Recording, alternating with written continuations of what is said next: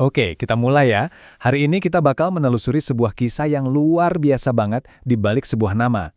Bukan sembarang nama, tapi nama dari negara kepulauan raksasa yang kita semua kenal sebagai Indonesia.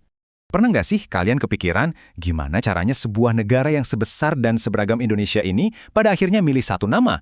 Dan sebelum itu, nama-nama apa aja ya yang pernah dipakai? Nah, buat Indonesia, ini tuh bukan keputusan satu malam. Ini adalah sebuah perjalanan panjang, 2000 tahun, yang penuh dengan konsep-konsep kuno, ambisi sebuah kekaisaran, pandangan dari kacamata kolonial, sampai akhirnya semangat revolusi. Oke, perantian pertama kita mundur jauh ke belakang, ke era kuno, jauh sebelum ada bendera dan batas-batas negara modern. Dulu orang-orang ngelihat gugusan pulau ini tuh kayak gimana sih? Konsep paling awal yang kita tahu namanya Dwipantara. Nah, ini asalnya dari bahasa Sanskerta. Dwipa itu artinya pulau, dan antara itu artinya seberang atau di antara. Jadi gampangnya Dwipantara itu artinya kepulauan yang ada di seberang sana. Tapi, penting nih buat dicatat ya, Dwipantara itu bukan nama sebuah negara. Sama sekali bukan. Itu lebih ke sebuah sebutan geografis dari peradaban lain, kayak India dan Tiongkok. Mereka ngelihat wilayah ini ya sebagai kawasan di seberang yang kaya akan perdagangan dan kental pengaruh Hindu-Budanya. Anggap aja ini cikal bakal ide kalau kepulauan ini tuh satu kesatuan. Nah, kita maju sedikit dan muncullah nama yang pasti kita semua kenal banget, Nusantara. Nama ini datang dari perspektif lokal, lebih tepatnya dari Kerajaan Majapahit. Dalam bahasa Jawa kuno, Nusa itu artinya pulau dan Antara itu luar. Jadi buat Majapahit yang pusatnya di Jawa, Nusantara itu ya pulau-pulau di luar Jawa. Dan kutipan yang super terkenal ini benar-benar nangkep ambisi di balik nama itu. Sumpah Palapa dari Mahapati Gajah Mada ini bukan cuma omongan loh. Ini tuh sebuah deklarasi politik yang kuat banget buat menyatukan semua wilayah di luar Jawa di bawah bendera Majapahit. Jadi, Nusantara itu jadi simbol kekuatan dan persatuan historis. Sebuah visi yang saking kuatnya, sampai ratusan tahun kemudian para pejuang kemerdekaan kita membangkitkan lagi nama ini sebagai identitas asli untuk melawan nama-nama yang diberikan oleh penjajah. Sekarang, ceritanya berbelok tajam nih. Dari yang tadinya kita ngomongin ambisi dari dalam, kita masuk ke era di mana kepulauan ini didefinisikan oleh kekuatan dari luar. Yap, era kolonial pun tiba. Bangsa Eropa datang kan buat cari rempah-rempah dan mereka bawa nama versi mereka sendiri. Hindia Timur atau East Indies. Nama ini sebenarnya cuma label ekonomi yang luas aja buat ngebedain kepulauan Asia ini dari kepulauan Karibia, yang dulu keliru disebut West Indies sama Columbus. Coba deh perhatikan bedanya. Hindia Timur itu istilah geografis umum. Tapi begitu pemerintah Belanda mengambil alih dari VOC, namanya jadi Hindia Belanda. Nah, ini udah beda. Ini bukan lagi sekedar nama wilayah, tapi nama politik yang menegaskan kepemilikan dan kontrol penuh.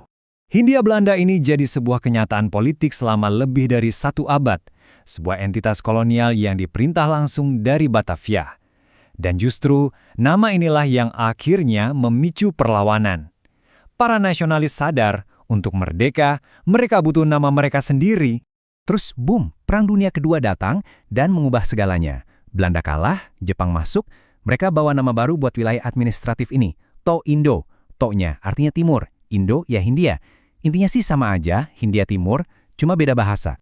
Periode ini walaupun singkat, tapi penting banget. Secara resmi namanya To-Indo, tapi di tingkat akar rumput di kalangan rakyat, semangat untuk jadi bangsa baru dengan nama baru itu makin membara. Nama Indonesia justru makin sering dipakai, dan momentumnya jadi nggak terbendung lagi. Dan inilah dia, titik baliknya. Momen di mana rakyat di kepulauan ini berhenti dinamai oleh orang lain dan mulai menamai diri mereka sendiri. Inilah kelahiran sebuah nama untuk sebuah bangsa. Ironisnya, nama Indonesia sendiri ternyata bukan berasal dari bahasa lokal loh. Nama ini justru diciptakan oleh para akademisi barat di pertengahan abad ke-19 dari kata Yunani Indos yang artinya India dan Nesos yang artinya pulau. Jadi secara harfiah artinya Kepulauan India. Perjalanan nama ini benar-benar luar biasa. Dari yang tadinya cuma istilah akademis, Indonesia diadopsi oleh para aktivis dan diubah jadi seruan perjuangan. Nama ini jadi simbol perlawanan, simbol harapan, dan puncaknya jadi nama yang diteriakkan dengan lantang saat proklamasi kemerdekaan.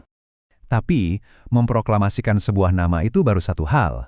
Mendefinisikan bentuk negara di balik nama itu adalah tantangan yang benar-benar berbeda.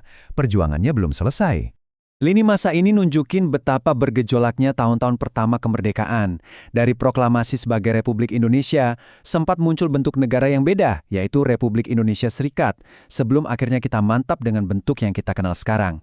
Apa sih RIS itu? Jadi, ini tuh negara federal, semacam United States of Indonesia. Bentuk ini adalah kompromi politik dengan Belanda di konferensi meja bundar sebagai syarat pengakuan kedaulatan.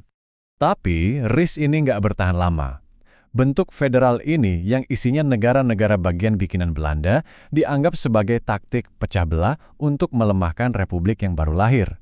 Makanya, dalam waktu kurang dari setahun, negara-negara bagian itu pada akhirnya membubarkan diri dan memilih untuk bersatu kembali.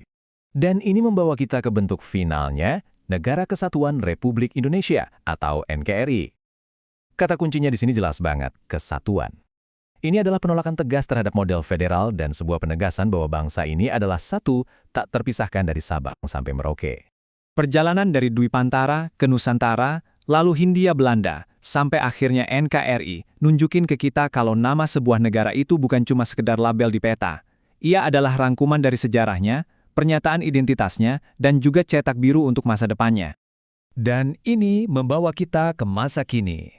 Dengan nama kuno Nusantara yang dihidupkan kembali untuk ibu kota baru kita, sejarah seolah-olah berputar.